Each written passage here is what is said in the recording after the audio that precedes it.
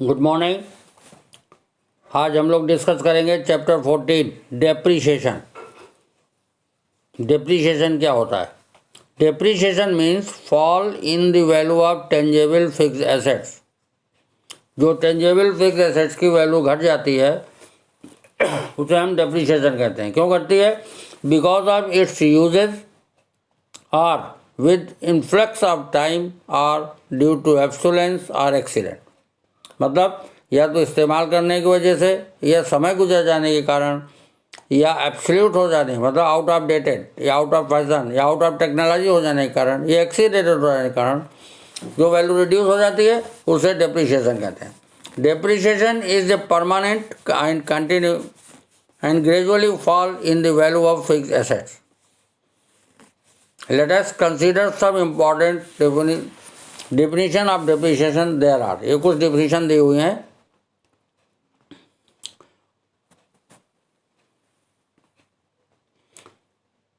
Having considering the above definition, we may define depreciation is a part of the cost of fixed asset which has expired due to its use and or influx of time or due to obsolescence or accident. In other words, it is fall in the value of the fixed assets.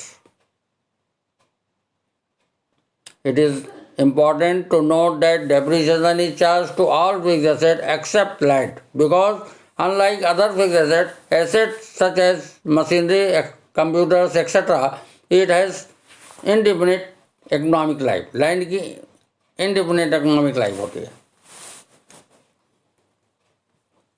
Characteristic of the depreciation. Depreciation is a fall in the book value of the tangible fixed assets. Fall in the book value of the assets is permanent and gradually and is a continuing process. Third, it is a fall in the book value of the asset either due to use or with the effects of the time. Fourth, it occurs gradually unless it becomes absolute due to technological development. Absolute माने out of technology हो गई। Next, depreciation is an expense which does not involve cash. Depreciation expense होता है जिसमें cash involve नहीं होता है। Next, it is a process of allocation of cost of the assets over its expected useful life. Depreciation is expenses and therefore it is debited to profit and loss account. Whether business earn profit or loss, चाहे business को profit हो या loss हो, क्योंकि expenses है ये profit loss में debit किया जाता है। The terms depreciation is used for the tangible fixed assets such as building, plant, machinery, furniture, etc. except land. The term is used for wasting and indefinite fictitious assets such as depletion of the natural resources. Depreciation, amortization and depletion. Depreciation का शब्द इस्तेमाल करेंगे जब किसी tangible asset की value fall होती है, और amortization का इस्तेमाल होता है जब इनटेंजेबल वैल्यू फॉल होती है तो amortization कहते हैं, और नेचुरल रिसोर्सेज में जब कमी आती है तो डिप्लेशन कहते हैं। Depreciation is a measure of wearing out of the asset from its use, efflux of time or obsolescence through technology and market changes. It is the allocation is all tangible long-term assets whose useful life is predetermined. For example, the useful life of the machinery is estimated and the cost of the machinery is written over is estimated useful life. On the other hand, useful life of the asset is normally indefinite and as a result it is not depreciated. जिसकी useful life define नहीं होती उस पर depreciate नहीं लगता, इसलिए land पर depreciation नहीं लगता। तो एमोर्टाइजेशन क्या होता है?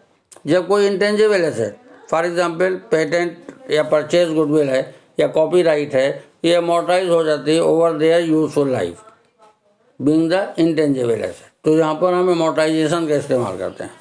और डिप्लेशन का शब्द इस्तेमाल होता है जब नेचुरल रिसोर्सेज में कमियाँ आती हैं, जैसे कोल माइंस हैं, उससे कोयला का उत्पादन कम होने लगता है, तो वहाँ डिप्लेशन इस्तेमाल होता है।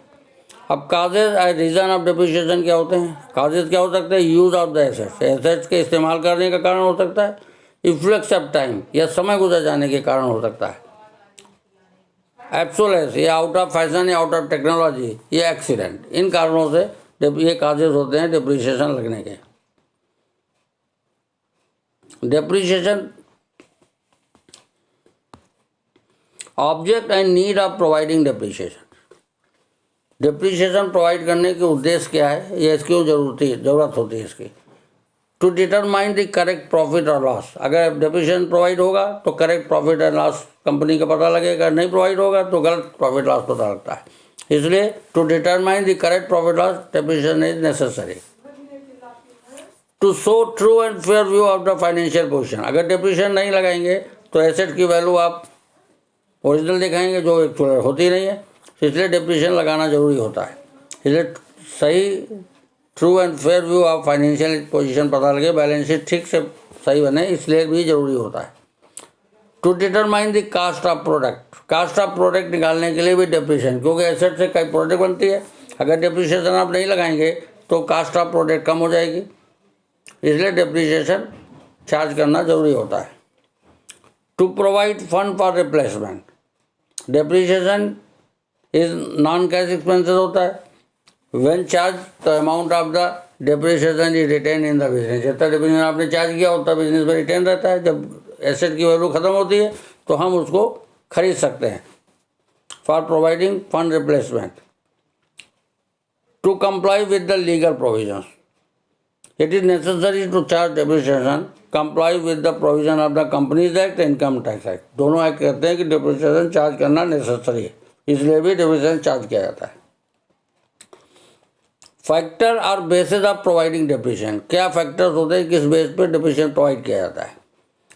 तो पहली बात तो historical cost of the asset. Historical cost क्या मतलब होता है? Cost include all expenses incurred for the purchase of the asset ready for the use, जैसे such as freights, installation expenses etcetera.